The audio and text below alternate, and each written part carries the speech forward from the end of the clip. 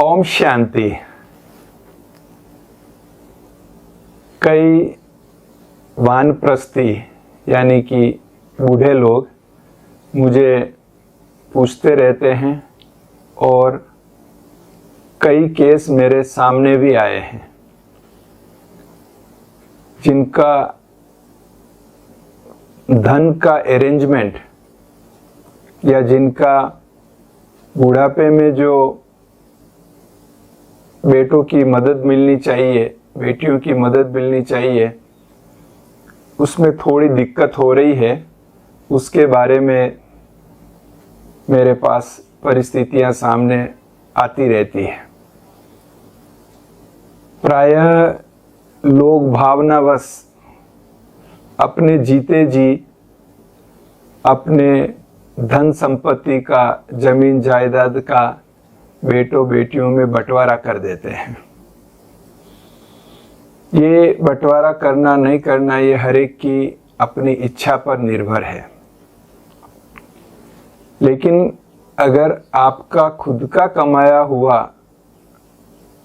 धन है या अपने खुद के कमाए हुए धन से अचल संपत्तियां, जमीन, मकान, फ्लैट, दुकान कुछ भी खरीदा हुआ है, तो ये संपूर्ण रूप से आपकी इच्छा पर निर्भर करता है कि आप उसका बंटवारा अपने जीवन काल में करते हैं, आधा करते हैं, आधा बाद के लिए रखते हैं, या अपने जीवन साथी की भी सेफ्टी का आयोजन पहले करते हैं।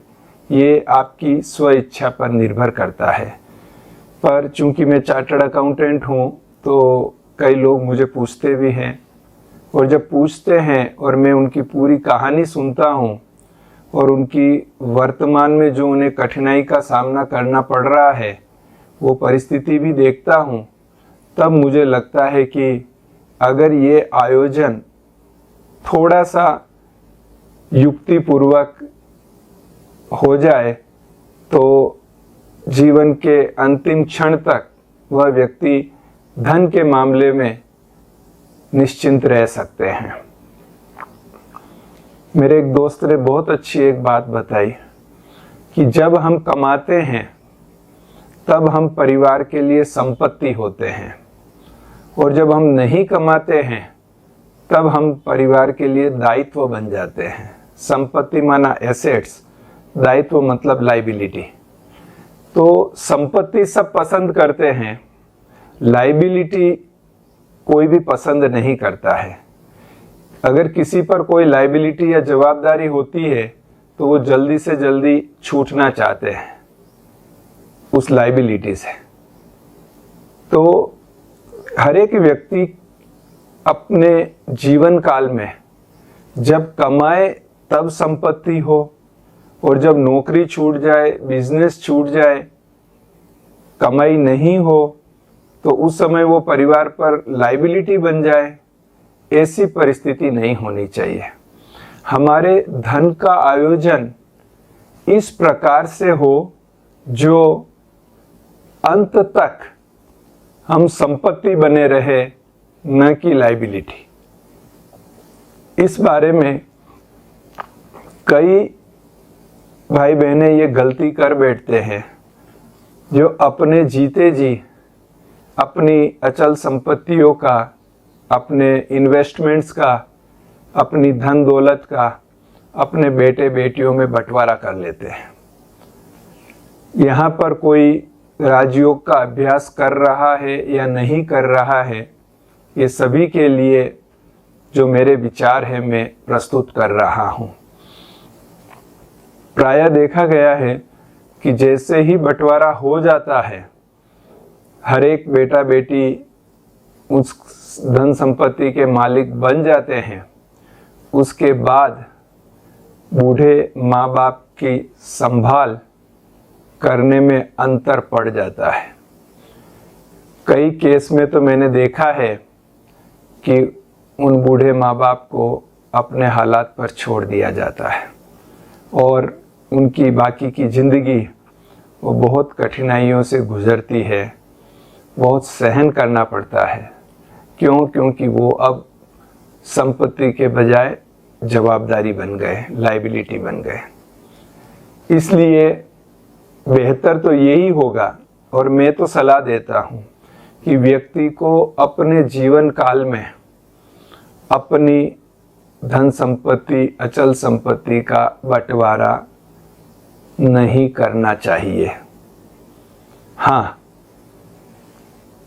उसकी वसीयत जरूर बना के रखे।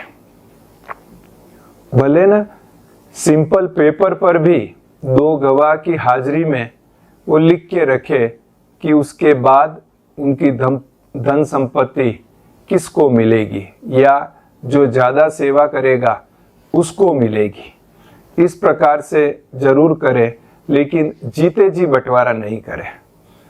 और कई बार ऐसा होता है कि व्यक्ति जीते जी तो बंटवारा नहीं करता है, लेकिन ऐसा लिख कर जाता है कि भाई मेरी मृत्यु के बाद ये धन संपत्ति बेटे बेटियों में इस प्रकार से डिस्ट्रीब्यूट की जाए, लेकिन अपनी युगल का, धर्मपत्नी का वो उस समय ख्याल नहीं रखता है और उसका आयोजन नहीं करता है।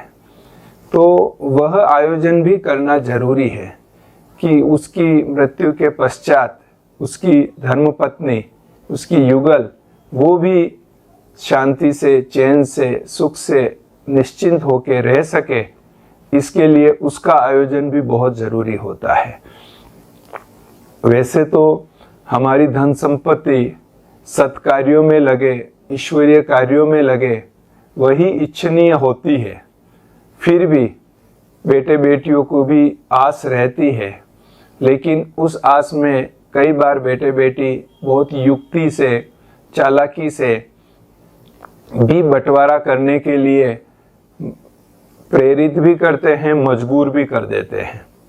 लेकिन जो अनुभव मैंने कई केसेस में देखे हैं, किए हैं, उससे मैं तो यही सलाह दूंगा कि जीते जी अपनी धन संपत्ति का आप बंटवारा नहीं करें, क्योंकि जो बैलेंस आपके पास पड़ा है, जो संपत्तियां आपके पास पड़ी है, वो आपकी एक शक्ति है, और उससे होने वाली कमाई, चाहे वो ब्याज की कमाई है, चाहे वो किराया की कमाई है, वो आपको सदा ही निश्चिंत रखेगी। वो आप कमाई का सोर्स अंत तक बने रहेंगे, तो आप संपत्ति बने रहेंगे, न कि जवाबदारी। इसलिए मेरी तो यही शुभकामना है कि आप अपने धन का आयोजन बहुत समझदारी पूर्वक करें, जिससे कि जीवन के अंतिम श्वास तक आप निश्चिंत होकर खुशी के साथ ये जीवन व्यतीत करें। ओम शांति।